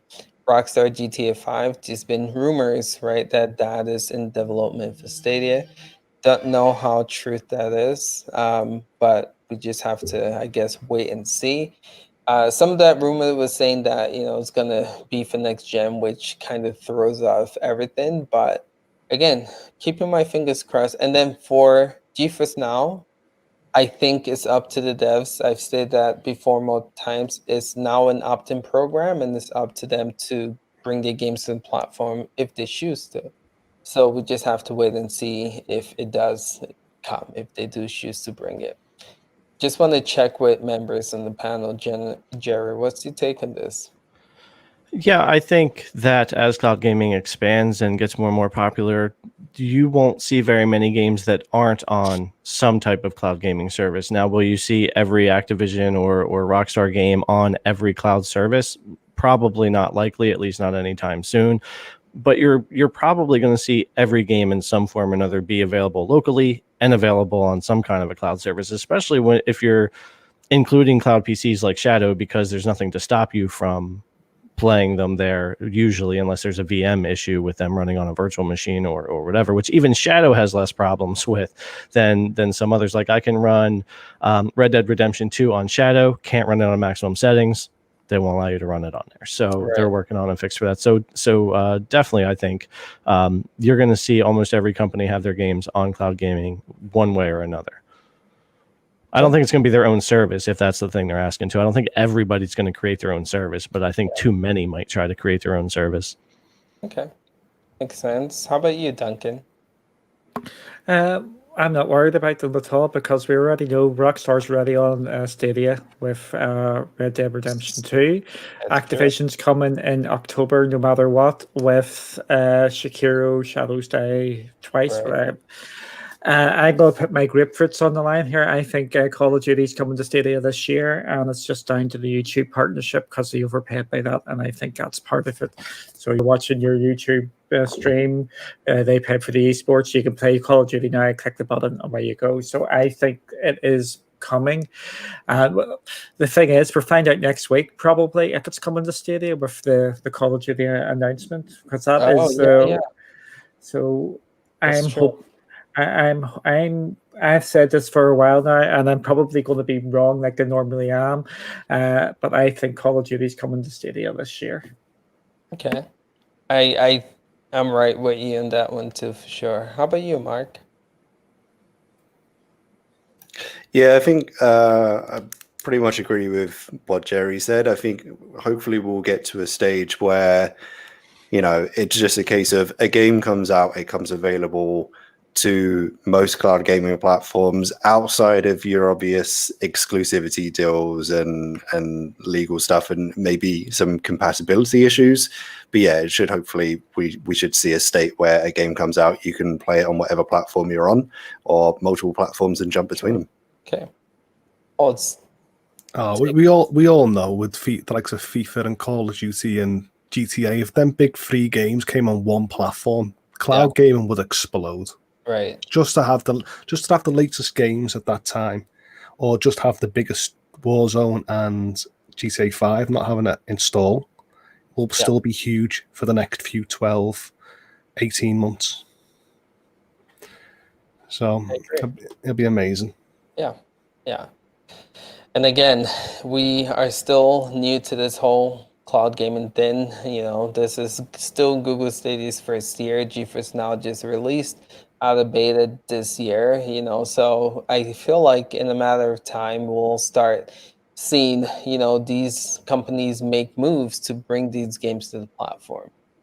Don't forget, guys, it took Switch how long to get Fortnite on there. People have to realize that, right? They didn't just get Fortnite overnight. So it's going to take this, and Nintendo's a well-established company, and Switch was selling out of the wazoo, and they still had to wait for quite some time. So give it time. I think we'll see these games make their way to the cloud gaming universe or platform, if you want to call it that. All right, fellas, I think that's all the time we have for questions, but I just want to let this awesome guys on the panel plug these channels and just let you guys know where you can find them. So to get started, Jerry, where can they find you? Yeah, Game Tech Planet on YouTube, at Game Tech Planet on Facebook and Twitter. Game testing, hardware testing, the occasional review, game consoles, all that good stuff. Find me over there. Awesome. Holtz, you, where can they find you? You can see me on Holtz86 on Twitter, and you can also check me out on Sundays on GamerMan3535's podcast. Nice. And Mark, where can they find you? Yeah, it's Mark Watts VOG over on YouTube and at Mark Watts VOGS over on Twitter. And yeah, just the channel is cloud gaming news, some tech stuff, and gaming live streams usually done from Shadow as well if you're interested to see how games run. Nice, nice. And Duncan, where can they find you? You can find me at One Escape on Twitter, and I run a Cloudy with a Chance of Games website, which is you can find out at Cloudy with Games on Twitter as well, if I'm not getting shouted at by people. So I'm going to post all that link in the description so you guys can find them there as well. But we appreciate you guys being here. Watching this show again is going to be an anchor in all of your favorite podcast platforms. And every Saturday at 2 p.m., we come on here and we talk cloud gaming. So again, look forward to that and appreciate having you guys here today. All right. We'll catch you guys in the next one. Peace out.